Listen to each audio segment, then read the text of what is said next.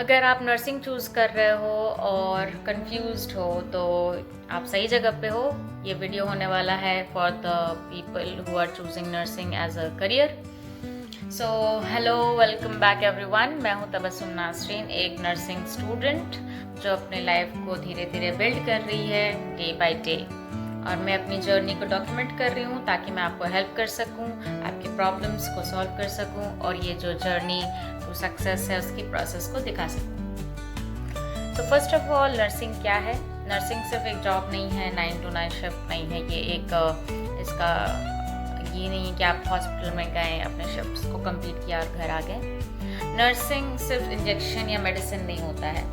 Nursing का मतलब है patient care, hygiene maintenance, health education, फिर monitoring, observation, coordination with health care professionals जैसे कि doctors, technicians, other nurses, fellow members, और पेशेंट केयर के साथ साथ पेशेंट कोऑर्डिनेशन, उनके साथ कम्युनिकेशन, उनको समझना बहुत इम्पोर्टेंट है। और यही है नर्सिंग।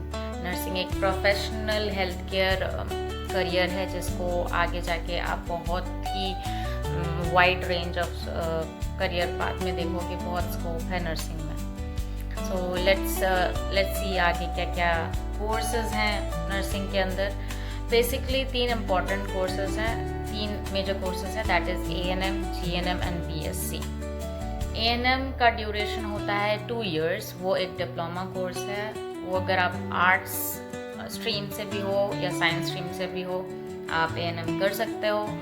और 10+2 होना चाहिए आपके पास, यानी कि आप 12th क्लियर हो चुका हो आपका।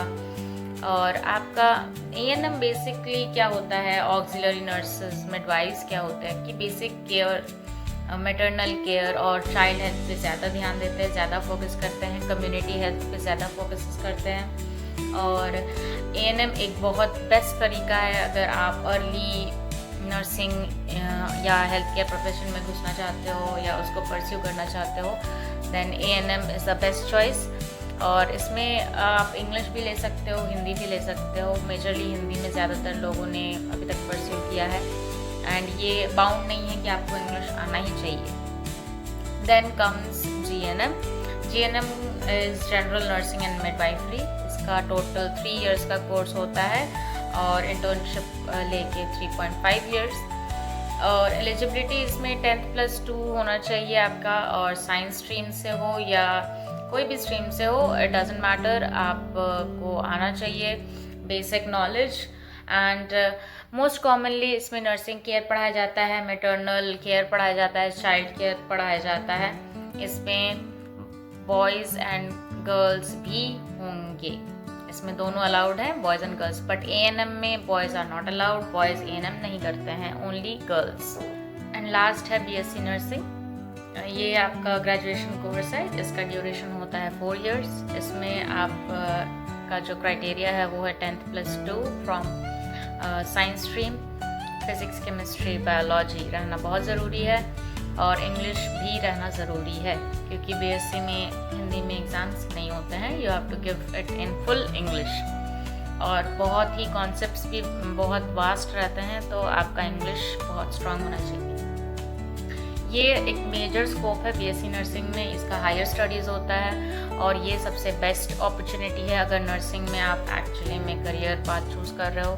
गो फॉर BSc नर्सिंग अगर आप बायो स्ट्रीम से हो, और अगर आप दूसरे स्ट्रीम से हो तो you can opt for GNM and ANM। वो दोनों डिप्लोमा कोर्सेज हैं, और आपको बाकी डिटेल्स तो मैंने बताया है। अब अगर आगे बात किया जाए तो फीस का, सबसे ज़्यादा फीस होता है आपका BSc नर्सिंग में, दैट इज़ 7 lakhs। अगर आपका इंस्टीट्यूशन बहुत ज़्यादा रिनाउंड प्लेस में है और बहुत ही पॉपुलर है तो it can vary from 10 lakhs। So government अगर आप ऑप्ट कर रहे हो विद एंट्रेंस एग्ज़ाम अब GNM एंड BSc में नेसेसरीज हैं, मेरिट बेस्ड। एंड अगर आप गवर्नमेंट एग्ज़ाम से क्रैक करके BSc नर्सिंग कर रहे हो, then it will be government colleges में आपका 10,000 से 80,000 रहता है ट्यूशन फीस। एंड अगर आप प्राइवेट कर रहे हो तो it can vary from 5 lakh 6 lakh से 10 लाख तक जा सकता है। और फिर आपका आता है जीएनएम अगर आप गवर्नमेंट कॉलेजेस से कर रहे हो तो 50,000 से 50,000 तक या 1 लाख तक हो जाता है। और अगर आप गवर्नमेंट से नहीं कर रहे हो, प्राइवेट से कर रहे हो, तो शायद 3 लाख to 5 लाख तक जाता है according to the institute and universities. फिर आपका आता है एएनएम आप अगर गवर्नमेंट कॉलेज से कर रहे हो तो 20 to 40,000 में हो जाता है। और अगर आप बाहर प्राइवेट से कर रहे हो तो अप्रॉक्स आपका 1.5 to 2 हो जाता है ट्यूशन फीस। सो यहाँ था आपका fee structure.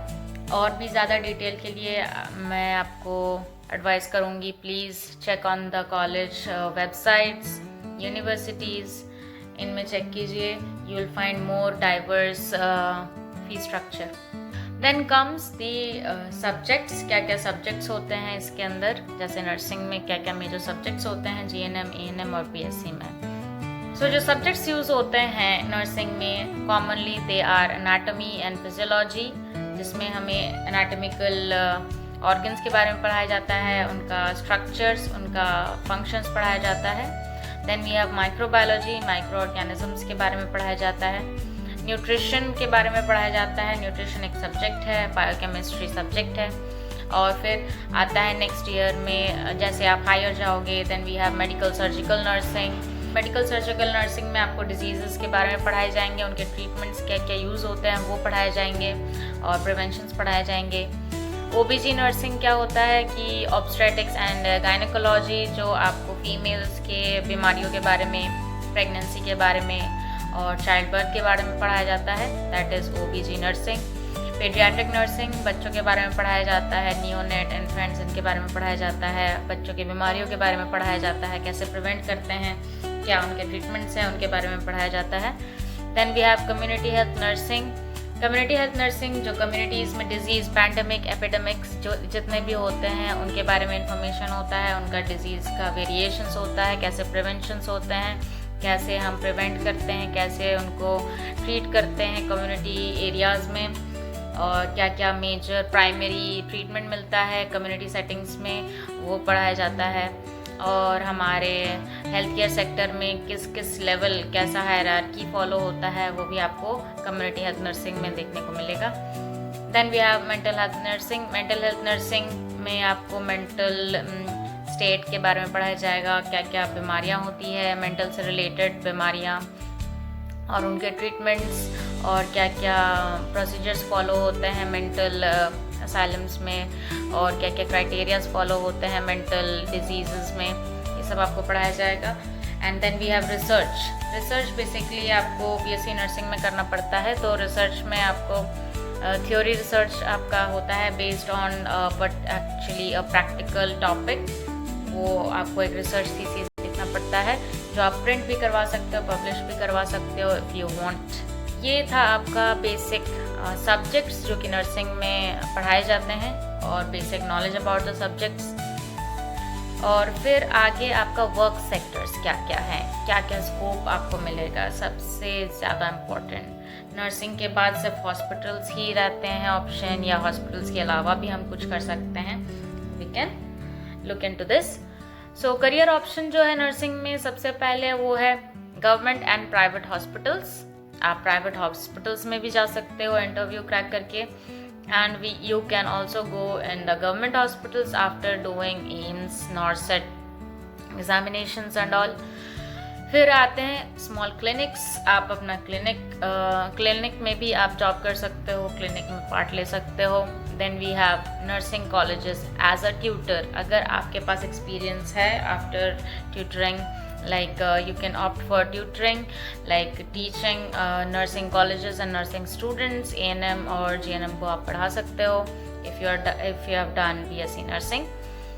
Then we have community health services. आप community health sectors में community health services provide कर सकते हो। CHO जो है एक one of the community health centers में भी CHO follow होता है, वो भी एक government position है। Then you can work in NGOs, non governmental organizations में भी आप काम कर सकते हो। आप होम केयर नर्सिंग दे सकते हो, you can open a nursing clinic if you want, और आप अब्रॉड भी जा सकते हो। अब्रॉड अपॉर्चुनिटीज़ बहुत ज़्यादा पॉपुलर हो रहे हैं अभी, और ये बहुत अच्छा कोर्स अगर आपका है, अगर नर्सिंग कर रहे हो तो ये बेस्ट रहेगा। अगर आप रिक्वायरमेंट्स पूरी कर सको तो अब्रॉड के जैसे रिक्वायरमेंट्स होते हैं वैसे आपको पूरी करने पड़ेंगे। Then we have skill required. क्या क्या स्किल होना ज़रूरी है नर्सिंग में? That is patient care, patient communication, फिर इमोशनल स्ट्रेंथ, डिसिप्लिन होना बहुत ज़रूरी है, कंसिस्टेंसी होना बहुत ज़रूरी है। और अगर आप ये सब डेवलप कर रहे हो या कर सकते हो तो आप नर्सिंग में ज़रूर जाएं, it will be good for you. अब हम कुछ कॉमन क्वेश्चंस के आंसर दे देते हैं। क्या साइंस बहुत ज़्यादा ज़रूरी है नर्सिंग में? अगर आप बीएससी नर्सिंग चूज़ कर रहे हो तो यस, अगर आप जीएनएम या एएनएम चूज़ कर रहे हो तो नो, कंपलसरी नहीं है, डिपेंड्स अपॉन द इंस्टीट्यूट। क्या बॉयज़ नर्सिंग कर सकते हैं? ये भी एक बहुत इम्पॉर्टेंट क्वेश्चन है। तो हाँ, बॉयज़ नर्सिंग कर सकते हैं एक्सेप्ट एएनएम। एएनएम में बॉयज़ नहीं रहते हैं। जीएनएम एंड बीएससी कर सकते हैं। And again it depends upon the institute also. Scope है या सिचुएशन? तो मैं आपको अगर ऑनेस्टली जवाब दूँ, हेल्थ केयर एक ऐसा सेक्टर है जो कि कभी स्टॉप नहीं होता है। Health care, hospitals, patient care, बहुत ही ब्रॉड स्कोप है। अगर आप एक जगह से दूसरी जगह रिलोकेट भी करते हो तो आपको ज़्यादा मेहनत नहीं करना पड़ेगा हेल्थ केयर सेक्टर में जॉब ढूंढने में, because skilled nurses are always needed. Nurses हमेशा हमेशा वेकेंट रहते हैं, उनके लिए वैकेंसीज हमेशा ओपन रहती हैं। You just need to try hospitals nearby you, और आपके पास स्किल्स होना चाहिए, आपके पास बेसिक एक्सपीरियंस होना चाहिए, नॉलेज होना चाहिए, and you can crack any seat you want. तो बिल्कुल नहीं, स्कोप बहुत है नर्सिंग में। आप कभी ऐसा नहीं होगा कि आप स्टक हो जाओगे बीच में and you will find to switch your nursing profession, बिल्कुल नहीं। नर्सिंग प्रोफेशन एक बहुत सिक्योर और बहुत ही वाइडेस्ट रेंज जॉब के लिए या करियर के लिए आप कह सको तो नर्सिंग इज़ द बेस्ट। और अगर आप नर्सिंग के बारे में सीरियस हो और आपको नर्सिंग एक्चुअली में करियरली परस्यू करना है तो ब्लाइंडली चूज़ मत करो, पहले उसको समझो, जानो। अगर आप उसको कैरी ऑन कर सकते हो then very good, best of luck. But अगर आपको लग रहा है कि nursing is not for you तो आई वुड एडवाइस यू, आप फिर से देखो, फिर से समझो, चीज़ों को थोड़ी और अच्छे से समझने की कोशिश करो। और आई होप कि ये वीडियो आपको हेल्पफुल लगा होगा। तो please do like, share, comment, और आपके अगर और भी क्वेश्चंस हैं nursing related please let me know, I will be eager to help you. Thank you, bye.